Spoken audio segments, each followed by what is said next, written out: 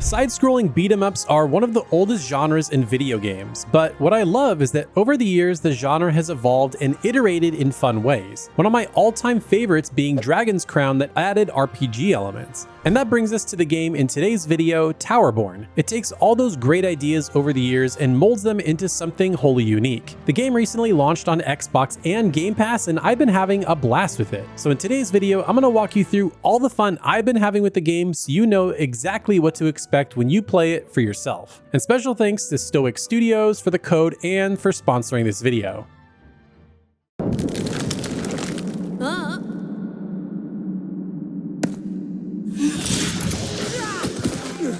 In the world of Towerborne, there once stood a mighty metropolis called the City of Numbers. However, hordes of monsters destroyed it and humanity was forced to flee. Everyone now takes sanctuary in a large tower called the Belfry. This is where the story begins as you take up arms as an ace, a defender of humanity. You'll be pushing back the hordes of monsters and slowly reclaiming land back to rebuild. It's a simple premise, but I like it. It's represented well visually through the board game-like map and gives you a good reason to go out and fight. There will be small story beats throughout the game if you're looking to dive deeper into the lore of the world. When you begin the game proper, you'll start by customizing your own character, and let me tell you, the character customization is pretty robust. You can choose between male or female, tons of different hairstyles, some pretty wild eye styles, and changing any and all colors as well. And if you're like me and you're picky about how your character looks, you can always change their appearance at the Belfry, kind of your home base. And from there, the adventure begins. You'll be beating up enemies in side-scrolling action and getting loot to improve your gear as you go. Now there's 4 different classes that you can choose from, but when the game begins, you'll be a sentinel, kind of your typical warrior with a sword and shield, but there are 3 other really fun classes. The pyro class, which is sort of like a bruiser with a big war club and they unleash fire blasts when they attack.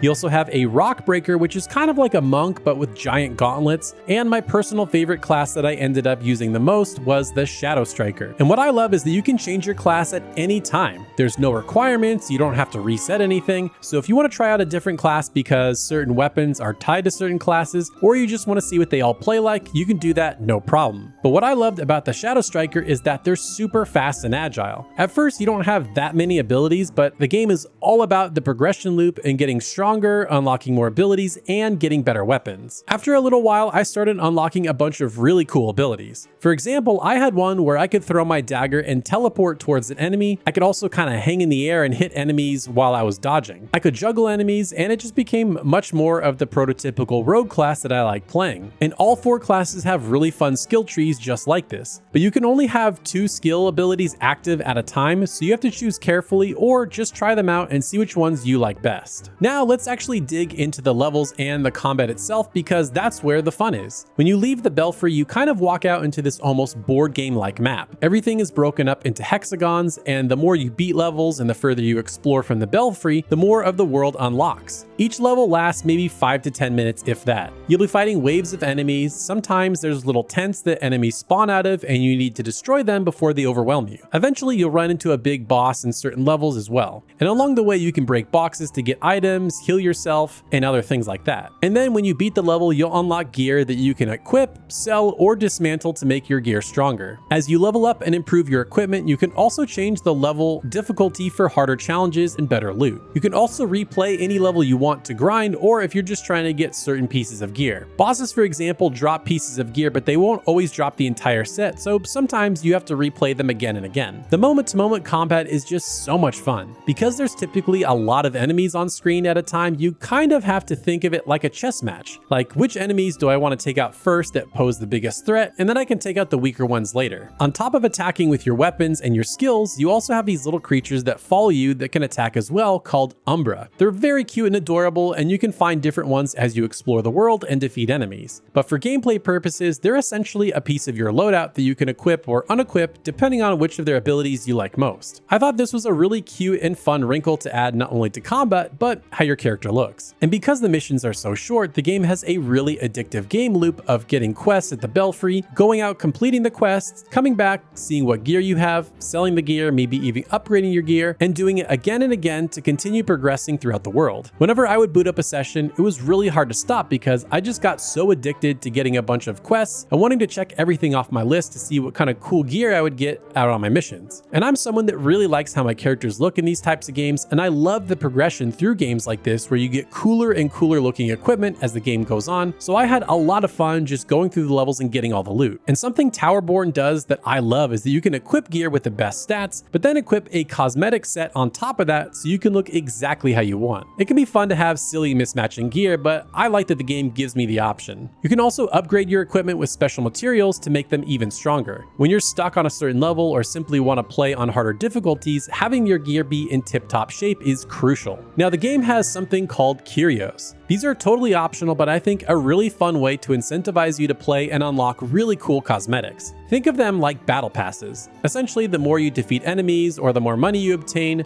the more you can unlock different pieces of armor and equipment in armor sets. Now, you can buy these curios either with real life money or with currency you earn in the game just by completing missions. While I was playing, I had this really cool one that was sort of like a shaman druid looking set that I was slowly progressing through during my time. And there are a ton of these that you can unlock, including this really cool Japanese style one that I definitely want to go after next. And I gotta say, I really like the game's kind of anime cartoony look to it. The art style in games really does a lot for me, and I really dug how this game looked. The different enemy designs and different armor designs all looked awesome. And there are some really cool ones out there that I never got, but I definitely want to go after once I'm done with my current curios. Now, you can also play this multiplayer. I never really did during my time playing. I like to play these kind of games solo, but if you want to get with buddies, you can play with up to 3 other people in co-op beat 'em up action for a good time.